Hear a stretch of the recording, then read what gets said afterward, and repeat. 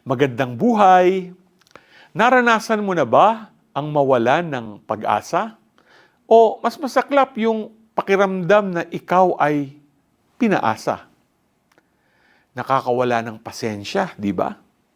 Ganito ang naramdaman ng mga alagad ni Kristo nung siya ay namatay sa krus. Ang akala nila ay si Jesus na ang kanilang tagapagligtas. Pero ito siya, namatay sa krus.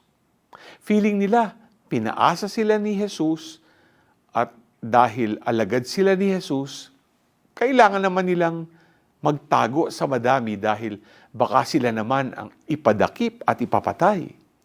Hindi sila tunay na naniniwala kay Jesus na siya ay muling mabubuhay. Kaya nang magpakita si Jesus sa harap nila, akala nila ay nakakita sila ng multo. At nang pinakita ni Jesus ang kanyang mga sugat, doon pa lamang nabuksan ang kanilang mga puso at isip sa katotohanang nabuhay na maguli si Jesus.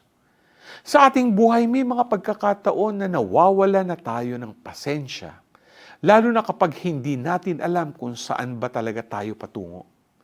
Kaya naman, isang paalala sa atin na dapat magtiwala tayo kay Kristo.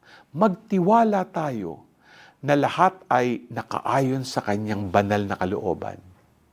Magtiwala, maghintay, at sumunod sa kanyang banal na kalooban. G ka ba?